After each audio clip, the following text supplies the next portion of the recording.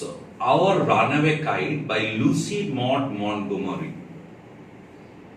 Apparently, this particular writing to some extent is, at least most of the time as it has been adopted here in the form of your text, to some extent it's a little bit silly, a little bit childish. But we are to approach this particular writing from a different perspective so that it becomes actually enjoyable to you. And let us see. Lucy Maud Montgomery, born in 1874, died in 1942, was a Canadian author best known for series of novels beginning with Annie of Green Gables. She wrote numerous novels and poems and short stories. She was made an officer of the Order of the British Empire in 1935. And just let me share with you, she was a very fashionable lady. In hard times, she became a fashion icon. She not only wrote for the grown-up adults but also wrote for the children. And another thing, nowadays you are in the habit of listening to so many FM channels or something like that. And in those FM channels, you listen to the stories either enacted in dramatic format or read straight away. Sunday suspense kind of things. And in the time of Lucy Maud Montgomery, actually so many channels used to read the stories. I have got some formats. Had it been a physical class, simply I would have allowed to listen to at least the reading of this specific story called Our Runaway Kite. And these are proofs, or it proves that how exactly popular he was among multiple people, multiple group of people rather, among the kids, among the teenagers, among the youth and the grown-up adults. Now this short story is about a brother and a sister living on an isolated island with their father, who through a series of incidents get reunited with their long lost relatives. It is a touching tale that underlines the value of relationships. Now that has been written. And let me introduce the story in a different manner. Originally, Our Runaway Kite, if you simply try to translate this particular title into Bengali, what you yourself would have said, I can give you a single word Bengali substitution of this title, Our Runaway Kite, Bhokatta. Bhokatta, that means when a kite runs away, jokhon kete jay, guri. And this is actually the incident centering around which two long lost separated families got reunited. And the whole narration comes from a very young girl as little as 11 years old. Now, the original story is not that much big, and it has been abridged by the syllabus framers. I don't know to what purpose. Because hardly 14-15 lines, I am very specific here, lines, hardly 14 or 15 lines have been left out. And unfortunately, most of the lines which have been left out focus on the relationship between the brother and sister, the relationship between the two kids and their father, the relationship between the father and his family, the relationship between Aunt Esther's family and their family. So, the sentences, the lines referring to the emotional values have been left out. I don't know to what purpose. And naturally or consequently, the basic spirit of the writing has been disturbed or destroyed a little bit. So what we see, we have got a very specific island, a small one. Along with the introduction, I will be giving you certain bits and pieces of information which have been left out from the original text. And then we will be moving on to the unit 1. So this is the narrator here, Philippa. 11 years old, Philippa lit, Claude lit. Now let me tell you, in the original text, 2 extra words have been there. The full names, Claude Martin lit and Philippa Brewster lit. Now Martin should be Claude's actual name. Brewster should be Philippa's actual name. So, leaving out these 2 words, Martin and Brewster, what purpose it serves, I do not know. And they live on the island called the Big Half Moon. And in the original text, there is a beautiful line. There is nothing big about the island excepting the half moon. What a magnificent sentence. There has been nothing big excepting the half moon. That means such a small island, maximum diameter to be 2 kilometers or something like this. In the middle of the sea, housing a lighthouse. And the purpose, you know, giving out, emanating light signals to the ships plying across the sea. If you have gone to the Andaman or in some other places, probably you have seen. And nowadays, the electronically maneuvered lighthouses are there. But in those days, every evening, a lantern had to be lighted and one had to climb up the stairs of that particular lighthouse and put the lantern there on top. Flickering light then would be emanated and it would go as a signal to the mariners in the sea of the ship. And the 2 kids staying there along with their father. The father does not have a name. Father F put in capital letter, that means the character father is their father to the 2 kids. Claude Martin lit, 12 years old. Philippa Brewster lit, 11 years old. And a wonderful relation was there in between the father and the 2 kids.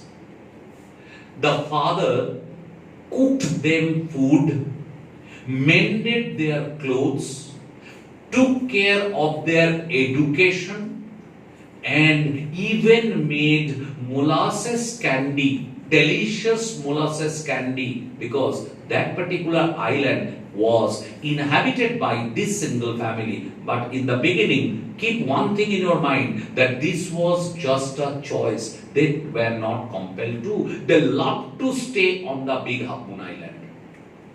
It's not such that they were compelled to stay there. They loved to stay. And the father took great care. Even the father saw to that, or saw to it, that the kids would be reading their Bible regularly. Moral education and a wonderful grooming.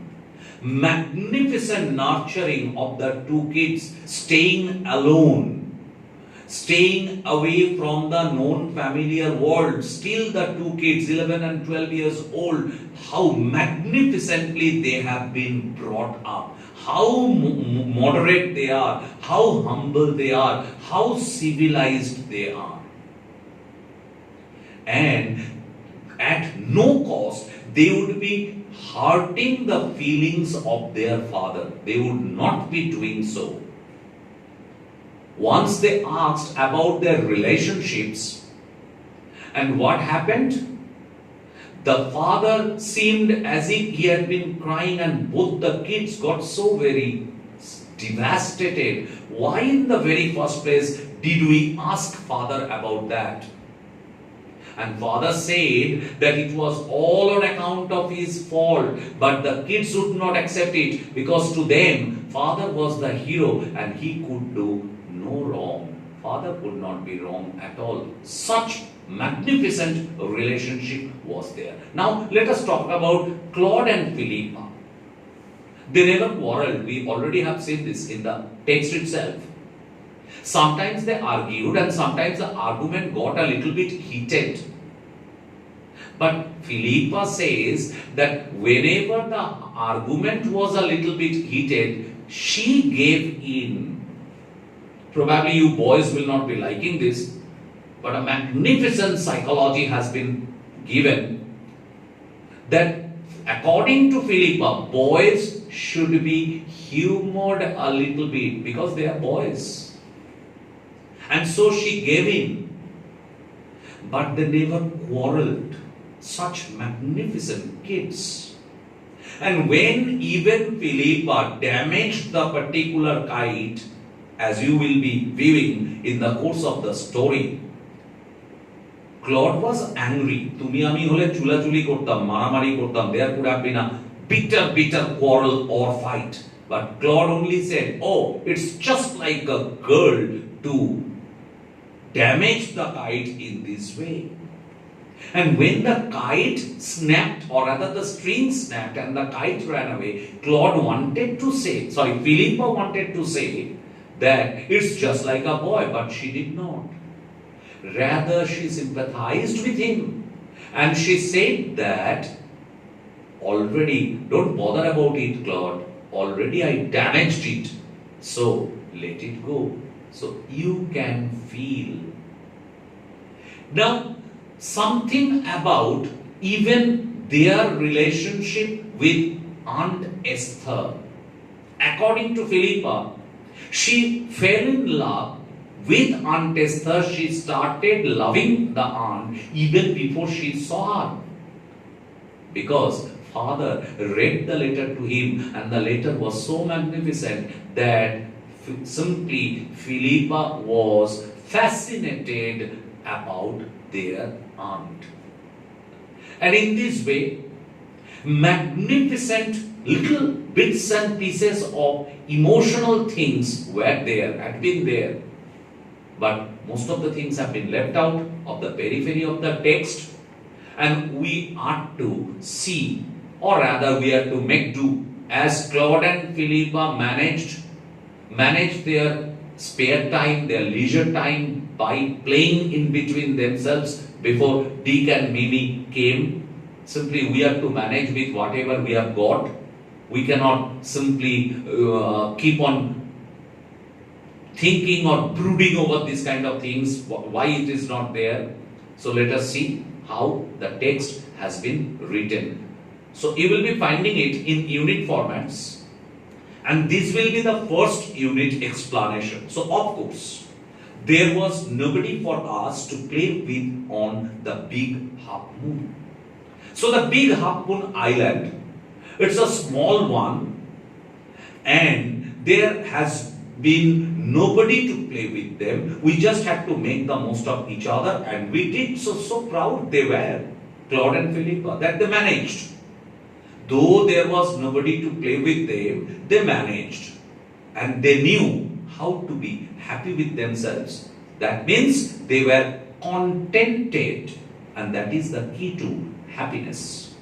We live on the Big Half Moon Island. We are father and Claude and I and Aunt Esther and Mimi and Dick. So the narrator Philippa started writing this after the two families got reunited. So at this present context, there are 6 members on the Big Half Moon Island.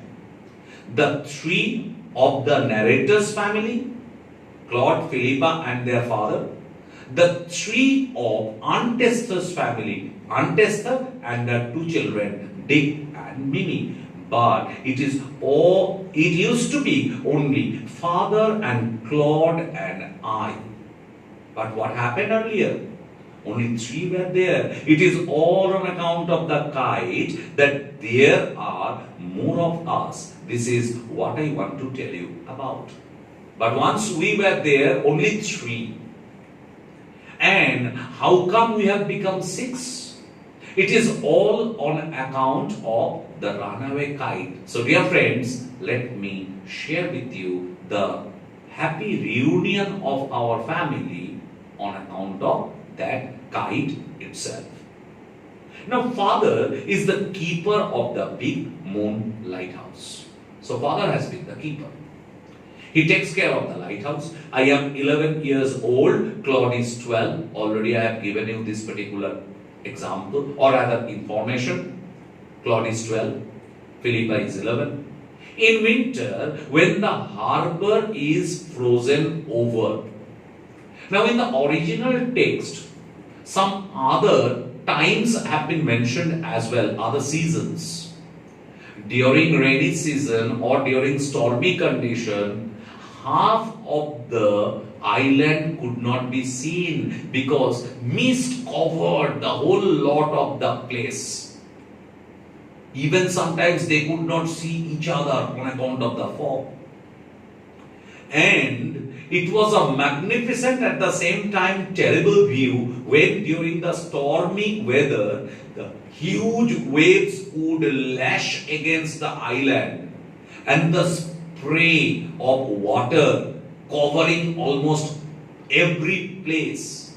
It was terrible, but it was a good thing to experience. These have been left out, and the winter when the harbor is frozen over on account of the climatic condition of this part of the world actually, during winter, even the surface level of the water remains frozen. The ships cannot ply, and when the ships cannot ply, there is no necessity of any kind of lighthouse because you don't need to have any signal. So we all move over to the mainland. And another thing, they obviously would be running short of provision then because there is a man. His name also has been struck off, Jake Wiggins. He was the ferryman between the mainland and the island. He was the postman because every month or every fortnight he would be coming with his ship, providing them with the provisions, giving them the letters, and etc. etc. But in winter, he would not be able to come. So they had to shift to the mainland. And as soon as spring comes, back we sail to our own dear island. Just think of it. The two adjectives, dear and own. That is why I was saying that it was not a compulsion for father or their 2 kids to stay on the island. During winter, on account of the foul weather, they got shifted to the mainland. Say for example, November, December, January, February, sometimes December, January, February, March, something like this. Hardly 4 months. But then spring would come and they are so very eager to come back to their own and dear island, giving us a clear indication how much they loved to stay on this island itself. The funny part used to be that people always pitied us when the time came for us to return. A very, very subtle place. Now, every year they got shifted to the mainland during winter. Probably they stayed or put up at a specific place, same locality. And every year while coming back, the 2 kids were so civilized that they would be meeting one and all in the locality, bidding them goodbye, telling them, saying them goodbye before coming back, see you next year, something like this. And the people there would simply pity them, you know. They said, we must be so lonesome over there with no other children near us. So, ahare, bechara, you don't have anyone to play with you on the mainland. You will be so lonely, you will be so deserted. You will be so forlorn. How do you stay there on the island? So they pitied them. And that appeared to be funny to both Claude and the narrator. Why funny? Because they were pitying them, but actually, how happy both Claude and Philippa were to get back to their own dear island. So staying or their stay on the mainland actually was not that much pleasurable to them. They were simply ready to get back to the island on the first opportunity. So they took it as a fun. Arey, why do you pity us? We are so happy there. And of course, Claude and I would have liked to have someone to play with us. And this particular sentence proves that the kids were not being nurtured in a selfish manner. They were not selfish. They were not bothered about themselves only. So they would love to have other kids to play with them. It is hard to run pirate games and things like that with only one, only two. So on the mainland they used to play pirate games. Now let me tell you, as is given in the original text, I said that hardly the diameter is 2 kilometers or something like that. It's a very small island.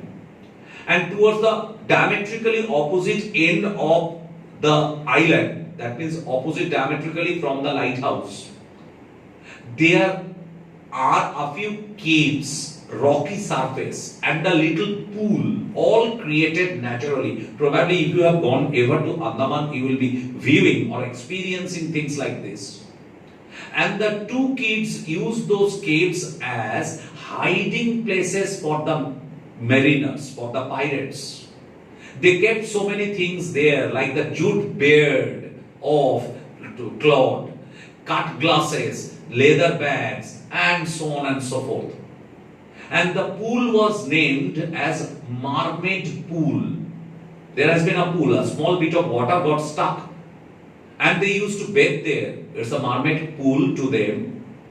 And only to playing shipwrecked mariners or pirate caves is difficult, because you know pirating is such a job. You need to have a team, at least 10, 12, 15, something like this. So had we got some more kids along with us, the games like pirate caves would have been much more magnificent. But we used to quarrel a good deal with the mainland children in winter. Now this is a very, very specific line. We used to quarrel a good deal with the mainland children in winter. Do you think and accept that Claude and Philippa, who actually spent only 3 to 4 months on the mainland, would be quarreling with the mainland children at all? I don't find any reason in it. They were so moderate, they were so humble that they did not even quarrel in between the two. Bhai bon jhagda kore na. Then no question arises that they will be quarreling with the kids with whom they meet only for 2-3 months, hardly 4 months a year. Not done. Then why did Philippa say so? This is grooming. You have already seen when their father was asked, why don't we have any relation? Father took the responsibilities on and all account of my fault.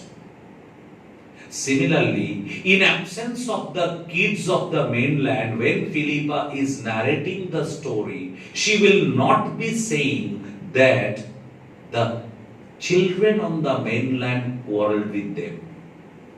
She took the responsibility. She did not want to criticize others. She did not want to put the blame on others. Rather, she said, we quarreled a good deal with them. So as if it is their responsibility. But we should consider it from the opposite perspective. Positively, Claude or Philippa were not in the habit of quarreling with themselves, so they would not be quarreling with others as well. But the important thing now is, they had experienced a lot of quarrel during their play, their game, etc. on the mainland. So it was perhaps just as well that there were none of them on the big half moon. Oh, thank God they are not here. Otherwise, we would have played less and we would have quarreled much. So thank God they are not here. And people, how funny, you are pitying us. You are showering all your mercy on us. For what? For something which we enjoy. We love to stay alone on the mainland. So Claude and I never quarreled. So what happened? I and Claude never quarreled, and we were so very happy with ourselves. And to be sure, Father didn't seem to have any relations except us. Now, this used to puzzle Claude and me. Everybody on the mainland had relations. How did they come to know this? Because when they went onto the mainland during winter, I give you just situations. How do you know that you have relations since you grow up? You see that the relatives are visiting your house, or you are visiting the house of your relatives. So it's all there. We grow up with our relatives, with our relations. So when Claude and Philippa would be there on the mainland, say for example, one afternoon, they will be going and they will be facing a new kid. So who is he? And probably someone answering, oh, he is my cousin. That means the relative has come to visit them. Or on some other day, they will be missing someone. Hey, where has she gone or has he gone? Oh, he has gone to visit his or her uncle. So obviously, they have been on to visit. So in this manner, actually, what happens?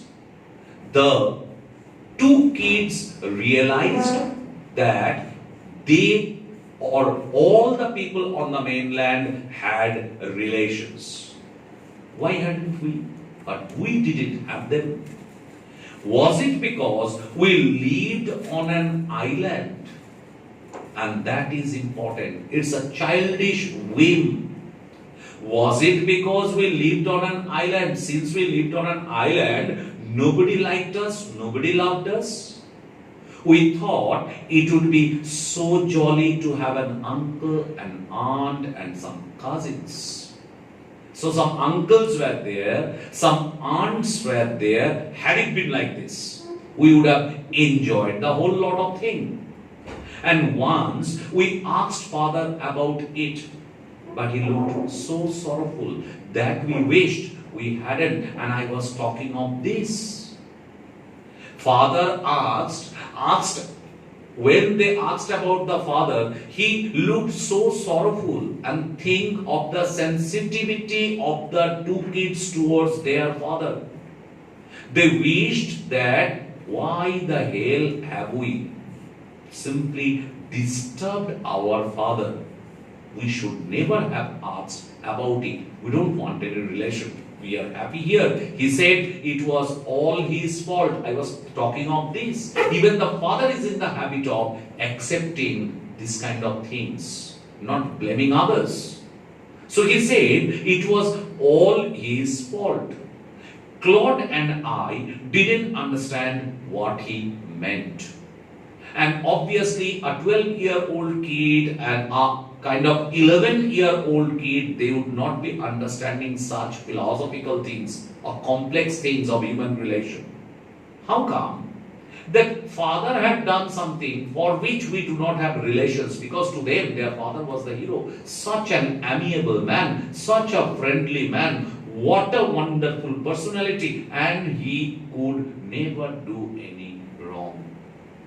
And that is exactly the approach of the children towards their father.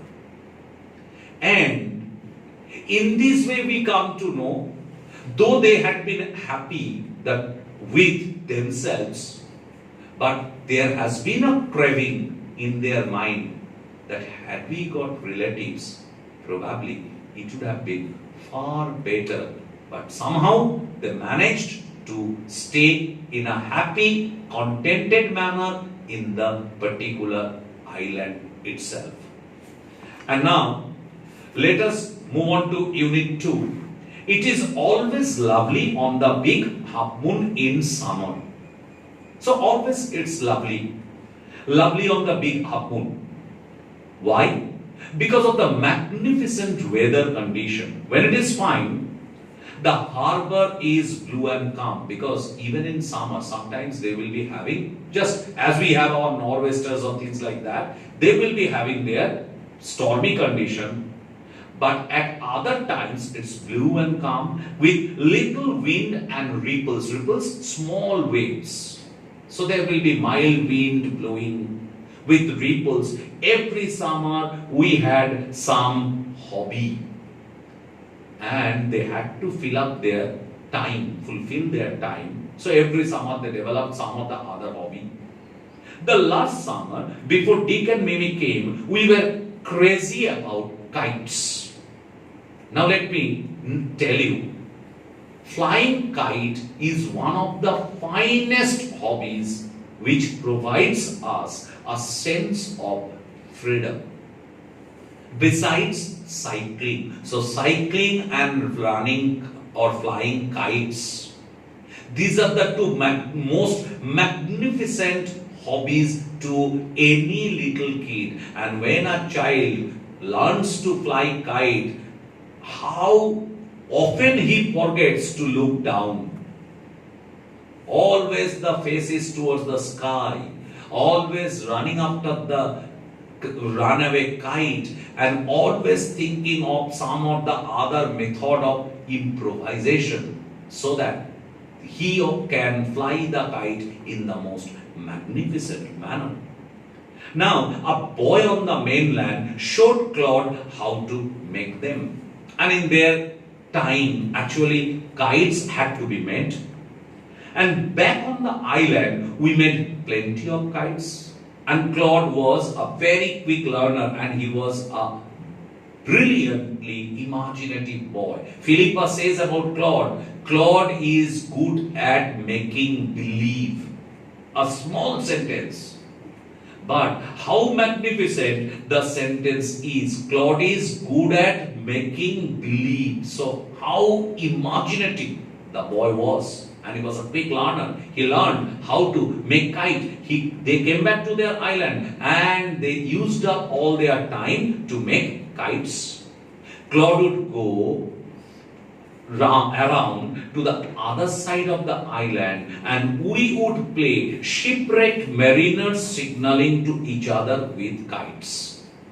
So, say for example, with a few colored kites, Philippa would be there towards the side of the lighthouse. And with some other colored kites, Claude would be going towards the cave side. That means diametrically opposite where the caves are, where the mermaid pool is. And they will be using Morse code kind of a thing.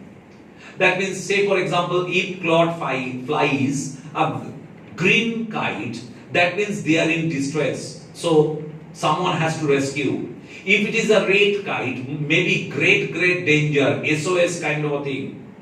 And one color kite will be responded by Philippa through another color kite, and those were pre-decided signals. They decided it beforehand, and then they made use of these kind of things, and that would actually fill their time. Now, Claude would go around to the other side of the island, and we would play shipwrecked mariners signaling to each other with kites. And we had a kite that was big and covered with lovely red paper, actually made up of lovely red paper. That was the most magnificent one, the most favorite one that they have made, and the largest one. They got some red paper, they created a big kite with all the red paper ready at hand, and we pasted gold tinsel stars all over it. Tinsel stars made up of tins or something, nickel, something like that. And you have seen this, Banglaye amra chunki boli. So that kind of stars. They decorated the red kite with this kind of silver tinsel stars and etc. And that written our names full on it. So I was talking of this in the beginning. Claude lead and Philippa lead. আর দুটো মাত্র শব্দ, Claude Martin Lead and Philippa Brewster lead. Big Half Moon Lighthouse, and that is the only address, because in their country, Big Half Moon is the name of a specific island with a lighthouse on it. So that acts as a perfect address. So they had written their full names and address on it. One day, there was a grand wind for kite flying. So this is a favorable wind. Normally, they could fly their smaller kites on any given day. But flying a kite as large as the red one necessitates a stronger bit of wind. So one particular day, Claude and Philippa came out with some little kites. But as soon as Claude tried to fly one such little kite, he understood from the pull on the string that it's a favorable wind for making the big kite flight. So Philippa was asked, go, run to the lighthouse, bring the bigger kite, the red one. I am not sure how it happened, but as I was bringing the kite from the house, I tripped, so stumbled and fell over the rocks. Unintentional error, but somehow it happened. While bringing the kite from the lighthouse, Philippa simply stumbled over it and fell over the rocks. My elbow went clear through the kite, making a big hole. So what has been done? Somehow the kite fell, on which fell Philippa. Her elbow went right through, making a big hole. And I was talking of this. Very, very upset Philippa had been. Equally upset had been Claude. But still he only said, only a girl can do a thing like this. And they settled. We had to hurry to fix the kite if we wanted to send it up before the wind fell. They became a little bit gritty. That today we will be flying it before the grand wind falls. We rushed into the lighthouse to get some paper. So fix the kite up means the torn kite cannot be flown, it will not go up at all. So it had to be mended, it had to be repaired. And they ran back to the lighthouse to get some paper. We knew there was no more red paper because in their stock no more red paper was available. We took the first thing that came handy, an old letter lying on the bookcase in the sitting room. Now what happened? Again there is a background line rather in the original text. The last night, father brought out a small box, and from within the box, father brought out that particular old letter. He read it. And as usual, he was a little bit sad. Then he kept the letter on the bookcase.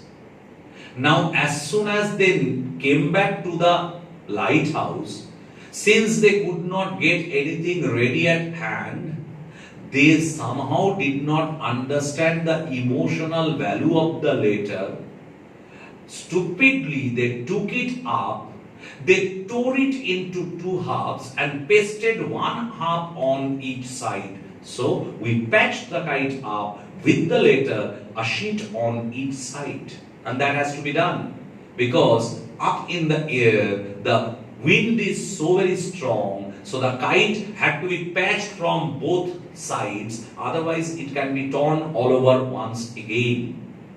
So they did it and dried it by the fire. On some other day, they would have simply kept it away. The normal glue would have dried along with the time. But what happened? Simply, they had to dry it up by the fire. We started out and went the kite like a bird. And there has been a mention in the original text that when Claude and Philippa used to fly kites, the gulls, which were plenty flying over the island itself, they were a little bit bewildered because in that wilderness, the birds had never come across some artificial object like kites. So they were a little bit puzzled what to do because they did not know how to tackle these kites.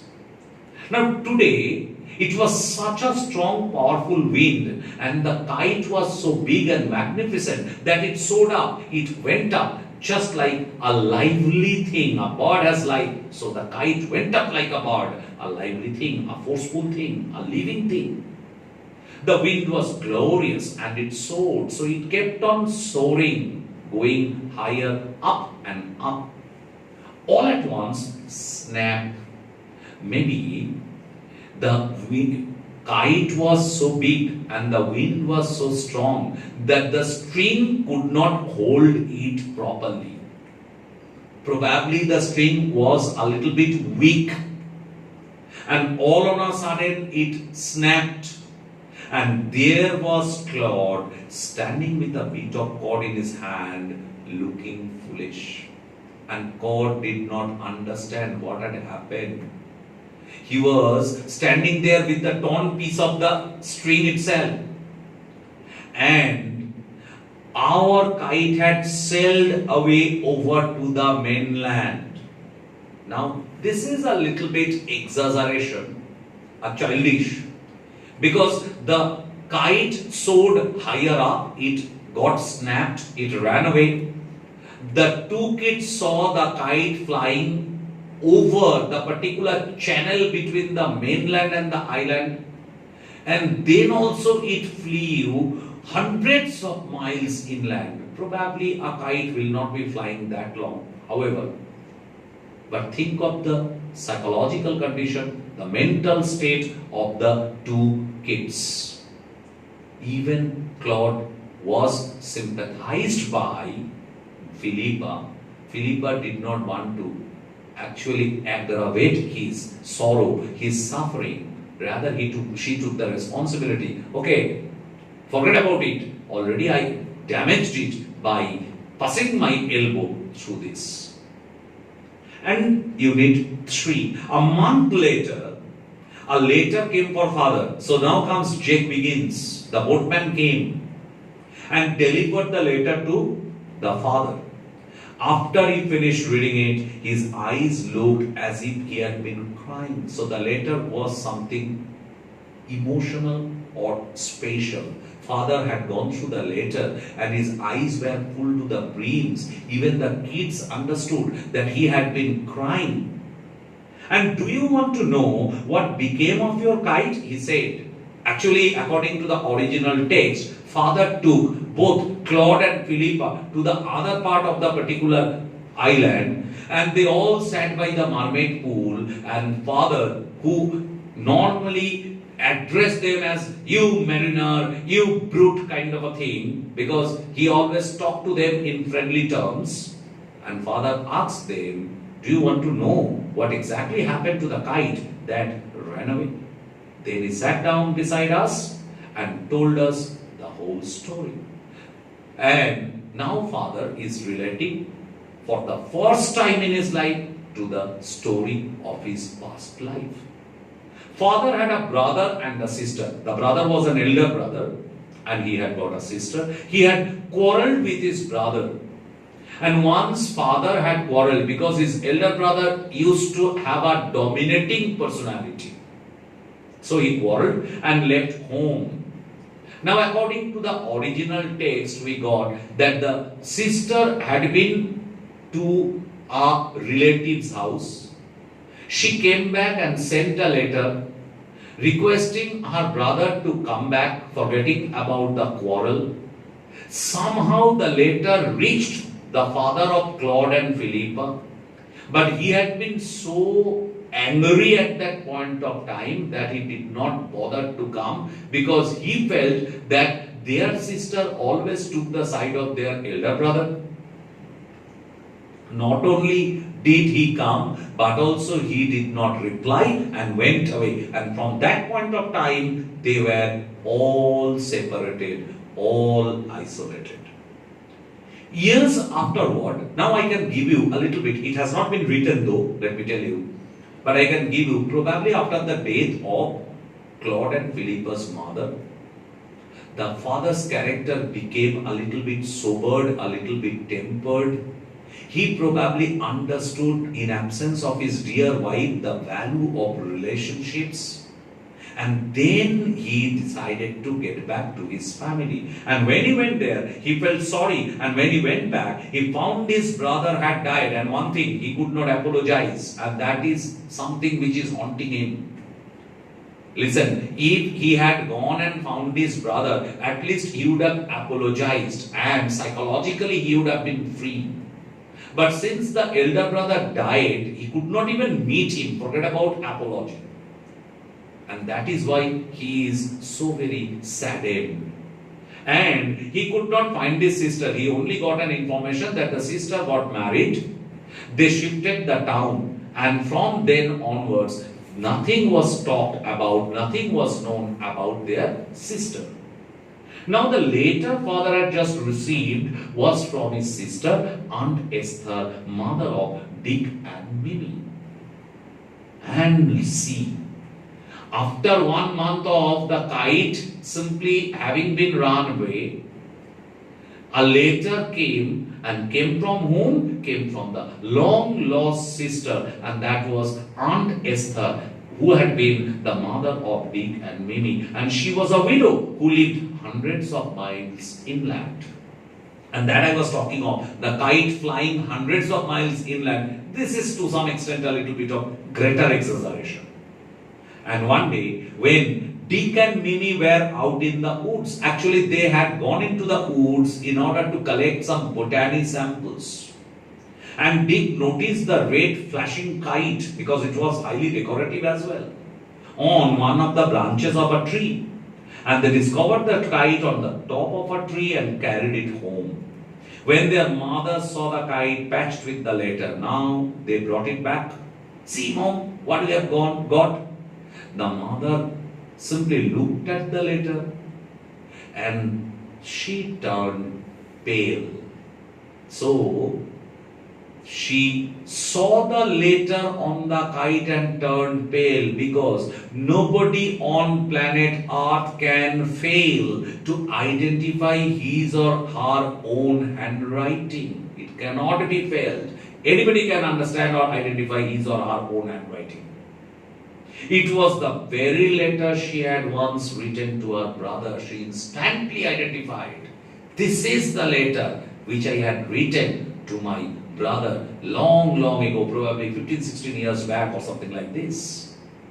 Now, that does not only prove that the kite belonged to their brother's children or something like this, because we discard newspaper and so many other papers that we do not want. And somebody else could be using that piece of letter. But something besides the letter patched on the kite, something else was there. Philippa was her mother's name and Claude was her father's. And the names Claude, Martin Leet. Claude is the family name belonging to their father of Aunt Esther and her brother. Philippa was the name of their mother, and that is why I told you Martin should be the real name of the boy and Brewster should be the real name of Philippa. Now, father had used Philippa and Claude in memory of their father and mother, and instantly the two names coincided with the presence of the letter, made it clear to Aunt Esther that they must be the children of her brother. So she knew who we must be. So she sat down and wrote to Big Half Moon, and father received her letter.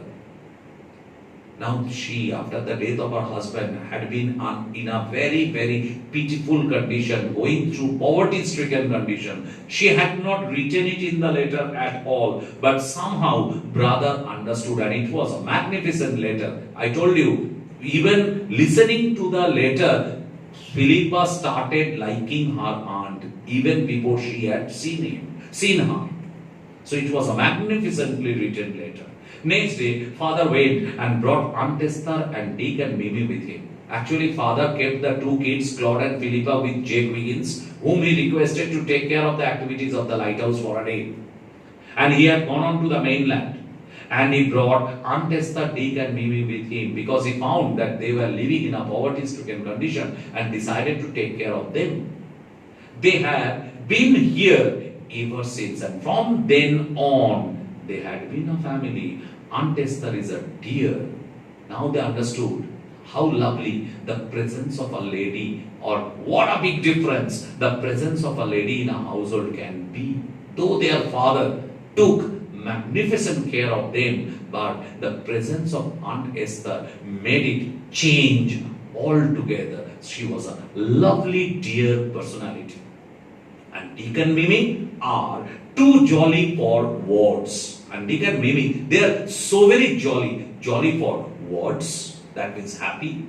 It cannot be expressed in concrete words. How beautiful, brilliant, lively, vibrant they are. But the best of it all is that we have relations now. But what is the most important thing? Now they are a family. They do have their relations. And they started valuing the relationships among themselves. They considered their family on the island to be a complete, wholesome one. And how all of them happened? It happened on or all on account of the runaway kite.